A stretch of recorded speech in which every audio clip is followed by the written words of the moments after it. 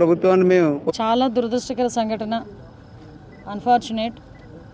అసలు ఇలాంటి సంఘటనలు జరగకూడదు.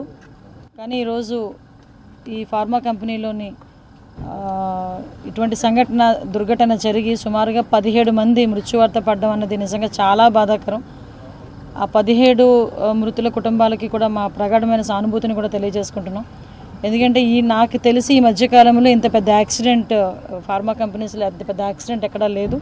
ఇదే పెద్ద యాక్సిడెంట్ ఇది.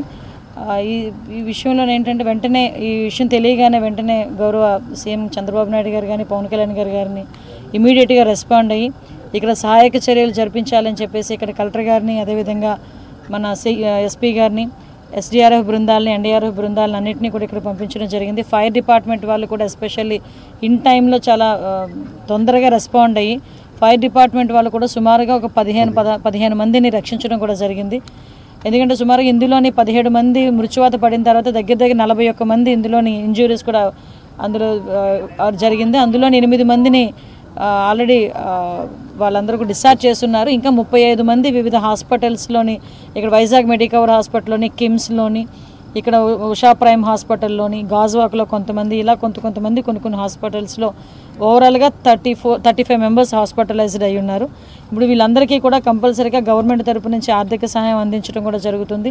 ఇమీడియట్గా ఈ దుర్ఘటన జరిగిన వెంటనే మా అందరితోని కూడా మా ఎమ్మెల్యేస్, మా మినిస్టర్స్ అందరితోని కూడా గౌరవ ముఖ్యమంత్రి గారు టెలికాన్ఫరెన్స్ తీసుకొని, అఫీషియల్స్ అందరినీ కూడా టెలికాన్ఫరెన్స్లో తీసుకొని ఇమీడియట్గా ఎక్కడ కూడా సహాయక చర్యల్లో కూడా ఎక్కడ కూడా లోపాలు రాకూడదని నన్ను ఎట్టి పరిస్థితుల్లోనే ఇమీడియట్గా ఇక్కడికి స్పాట్లోకి వెళ్ళాలని చెప్పి నన్ను ఆదేశించి ఇక్కడ నన్ను పంపించడం జరిగింది. ఎందుకంటే ఈరోజు మార్నింగ్ కూడా నేను విజయవాడలో ఉన్నాను. మా హోమ్ డిపార్ట్మెంట్కి సంబంధించి రివ్యూ అయింది.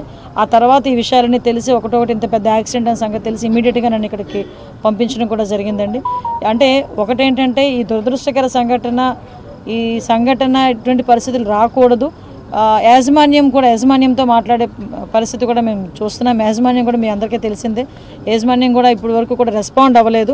అయినా కూడా గవర్నమెంట్ ఇనిషియేషన్ తీసుకొని ఈరోజు కలెక్టర్ గారు కానీ, ఎస్పీ గారు కానీ, మేమందరం కూడా ముఖ్యంగా రామకృష్ణ గారు ఎమ్మెల్యే గారు అయితే పర్టికులర్గా ఇక్కడ చాలాసేపటి నుంచి వచ్చి మొత్తం అంతా చూసి పర్యవేక్షించి ఇక్కడ ఎవరికి ఎటువంటి ఇబ్బంది కలగకుండా చూసుకునే బాధ్యత కూడా తీసుకున్నందుకు ప్రత్యేకంగా ధన్యవాదాలు తెలియజేసుకుంటున్నానండి. ఒకటి, ఈరోజు ఈ 17 మంది లిస్టు కూడా మీకు ప్రెస్కి ఇప్పుడు రిలీజ్ చేస్తాము. ఎందుకంటే చాలామందికి ఎవరెవరు చనిపోయారు, ఇంకా మా వాళ్ళు ఉన్నారా లేదా అన్న ఆ భయంతో మాత్రం చాలామంది ఉన్నారు. అలాంటి భయం అంటే వాళ్ళందరికీ కూడా 17 మంది లిస్టు ఎవరెవరు చనిపోయారని 17 మంది లిస్టు కూడా వాళ్ళు